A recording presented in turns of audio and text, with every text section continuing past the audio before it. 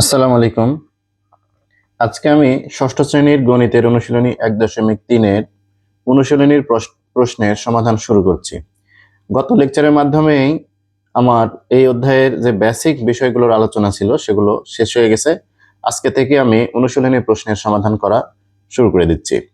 তো আমার এই চ্যানেলে একটা অধ্যায়ভিত্তিক যে বেসিক বিষয়গুলো জানতে হয়, অঙ্কের মূল বিষয় যা না জানলে অঙ্ক করাটা একটু কঠিন হয়ে যায়, এই বিষয়গুলো আলোচনা করা হয়, সাথে সাথে অনুশীলনীর সকল প্রশ্নের সমাধান করে দেওয়া হয়। তাই আমার এই ভিডিওগুলো যদি আমার YouTube channel basic math with Mita sir থেকে দেখে থাকেন, তাহলে আমার ওই basic math with Mita sir এই চ্যানেলটাকে অবশ্যই সাবস্ক্রাইব করুন।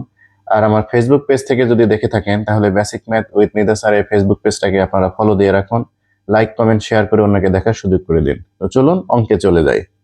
তো আমাদের আজকে আমি 1 নাম্বার প্রশ্নের ক সমাধান করে দেব। 1 নাম্বার প্রশ্নে বলা আছে কি, মৌলিক গুণনীয়কের সাহায্যে গসাগু নির্ণয় করো। এখানে 3টা সংখ্যা দেওয়া আছে, 144, 240 এবং 612। এর কি করতে হবে? গসাগু নির্ণয় করতে হবে, কিন্তু শর্ত দেওয়া আছে কি, মৌলিক গুণনীয়কের মাধ্যমে। তাহলে আমরা বেসিক আলোচনায় মৌলিক গুণনীয়কের সাহায্যে কিভাবে গসাগু নির্ণয় করতে হয় তা শিখে এসেছিলাম। তো ওই ভিডিওটা আপনারা দেখে আসতে পারেন। আর আজকে আমি এখানেও বুঝিয়ে দিচ্ছি। সেটা হলো কি, আমরা লিখবো, এখানে লিখে করতে হবে, কিন্তু যখন অঙ্কটা পরীক্ষার খাতায় লিখবো তখন লিখে করতে হবে। আর আমার আগের যে আলোচনাটা আছে সেটা শুধু আমি বোঝানোর জন্য আলোচনাটা করেছিলাম।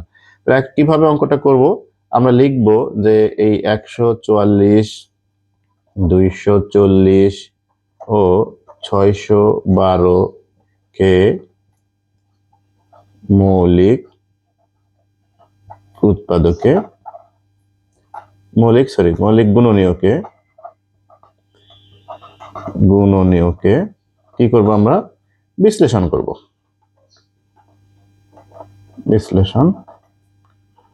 করি। তাহলে মৌলিক গুণনীয়কে কিভাবে বিশ্লেষণ করা যায়? এই 144 কে দেখেন একটা মৌলিক সংখ্যা দ্বারা ভাগ করতে হবে। তাহলে 7 × 2 = 14, 2 × 2 = 4। আমি এখানেই করতে পারছি, এভাবে করা শিখে যেতে হবে। ক্লাস 6-এ উঠলে এখান থেকেই ভাগ করা শিখতে হবে। তো যদি কেউ না পারেন, তাহলে অন্য জায়গা থেকে ভাগ করে আপনারা এখানে 2 দিয়ে 144-কে ভাগ করে আপনারা এখানে যেটা হবে সেটা এখানে বসাবেন, ঠিক আছে? তারপরে আবার মূলত আমি কিন্তু এই 2 এখানে নিচ্ছি, এই 2 দ্বারা 72-কে কি করছি, ভাগ করছি। তাহলে 2 দ্বারা 72-কে ভাগ করলে হবে 36। আবার একটা 2 নেই, এই 2 দ্বারা 36-কে ভাগ করলে হবে 18। আবার একটা 2 নেই, 2 দ্বারা এই 18-কে ভাগ করলে হবে 9। আর 2 দ্বারা ভাগ যায় না, 3 দ্বারা, 3 3-এ 9। আবার এই 240-কে আমরা মৌলিক উৎপাদকে বিশ্লেষণ করি, তাহলে মৌলিক গুণনীয়কে। উৎপাদক কথাটা এত ব্যবহৃত হয় যে বারবার মুখে উৎপাদক কথাটা চলে আসে। এগুলো কিন্তু গুণনীয়ক, ঠিক আছে? আচ্ছা, আবার কি হলো, তাহলে এটাকে 12 × 2 = 24 আর একটা শূন্য।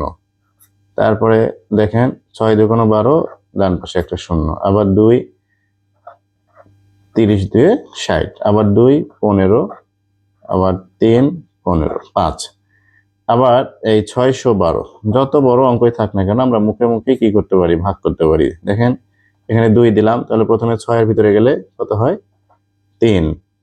তারপরে আমরা যদি একটা 1 নামাই, দেখেন মনে মনে করছি, কিন্তু 1 নামালে এটা ভাজ্য থেকে 1 নামছে, কিন্তু এই ভাজক 1-এর চেয়ে কি বড়, তাই এই 1-কে ভাগ করা যায় না। এর জন্য আমরা একটা কি দিয়ে দেব, একটা শূন্য দিয়ে দেব, ঠিক আছে?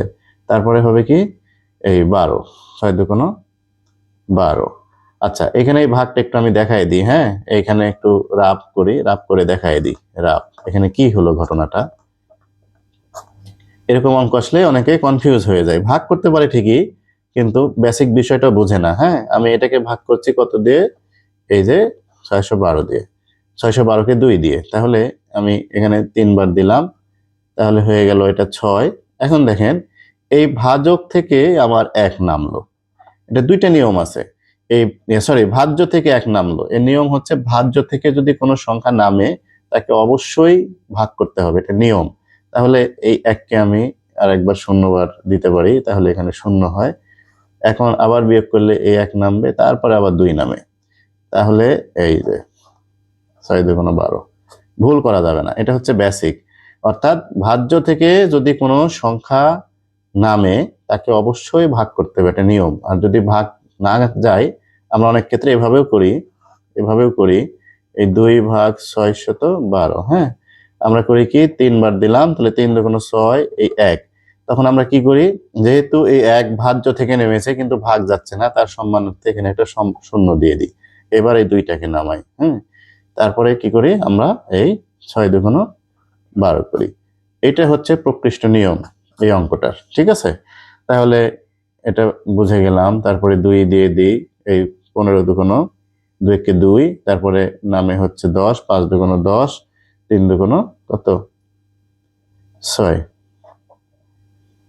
এবার চলে এসেছে 153। তাহলে 5 3 8 আর 1 9, এই যে যোগফল 9 হচ্ছে, তার মানে এটাকে 3 দ্বারা ভাগ করা যাবে। তাহলে 3 5 15, 3 1 3, এই 5 আর 1 6, মানে একে আবার 3 দ্বারা ভাগ করা যায়। তাহলে 3 1 3 থাকে, এখান থেকে 2 আর 3 7 21।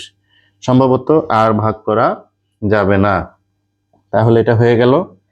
এখন আমরা কি করব, আমরা লিখব, অর্থাৎ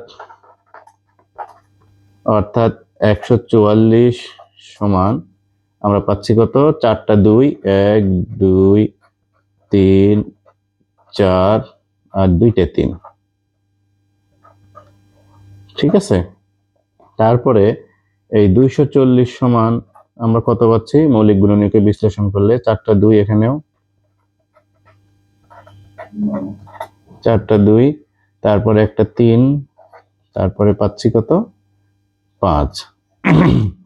তারপরে 612 সমান আমরা পাচ্ছি কত, এই 2টে 2, 2টে 2, তারপরে পাচ্ছি হলো 2টে 3, তারপরে পাচ্ছি হলো একটা 17।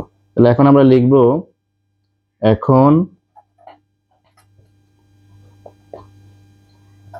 144, 240 ও 612 এর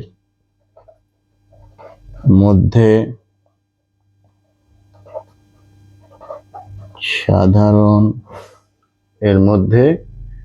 সাধারণ মৌলিক গুণনীয়কগুলো হলো,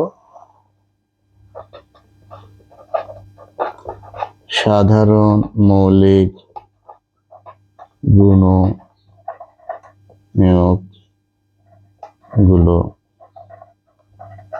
হলো এই পর্যন্ত রাব। সাধারণ মৌলিকগুলো হলো কি, দেখেন এই একটা 2 3টার ক্ষেত্রেই আছে, তাহলে লিখবো একটা 2 হলো সমান দেওয়া যায়, এখানে কমা দেওয়া দরকার নেই। হ্যাঁ, হলো একটা 2, আবার এইখানে আছে কি একটা 2, তাহলে লিখি আর একটা 2। তারপরে আর 2 মিল আছে, 2টাতে আছে কিন্তু এটাতে নাই। তারপরে 3 3, দেখেন এই 3 এই 3 এই 3, এই 3টা মিলে একটা 3, সাধারণ বের করছি। হ্যাঁ, আর 3 কি 3টার ভিতরে আছে, শুধু এটার ভিতরে এটার ভিতরে এটার ভিতরে হয়ে গেল। আর 3 3টার ভিতরে নাই, আর কোনোটাই কিন্তু মিল নাই। এই 3টাই সাধারণ মৌলিক গুণনীয়ক। অতএব নির্ণেয় গসাগু সমান এই 2 গুণ 2 গুণ 3 সমান 3 দুগুণ 6 দুগুণ 12। এটাই হবে হলো 144, 240 এবং 612 এর নির্ণেয় গসাগু। তো এভাবে করেই আমরা মৌলিক উৎপাদকের মাধ্যমে গসাগু নির্ণয় করব। তো আজকে এ পর্যন্ত রেখে দিই। আমি প্রত্যেকটা অঙ্কই এক একটা এপিসোডে আপনাদেরকে করে দেব, চিন্তার কোনো কারণ নাই। আর যদি কোনো কিছু বুঝতে না পারেন তাহলে আমাকে কমেন্ট করে জানায়েন। আর যদি তৃতীয় শ্রেণী থেকে দশম শ্রেণী পর্যন্ত যে কোনো অঙ্ক করতে গিয়ে সমস্যায় পড়েন, তাহলে অবশ্যই আমাকে হোয়াটসঅ্যাপে নক দিবেন। আমি হোয়াটসঅ্যাপ নাম্বারটা আমার ওই ভিডিও দেখতে গেলেই আমার হোয়াটসঅ্যাপ নাম্বারটা এখানে পেয়ে যাবেন। তো সবাই ভালো থাকুন, সুস্থ থাকুন, এই কামনায় আল্লাহ হাফেজ।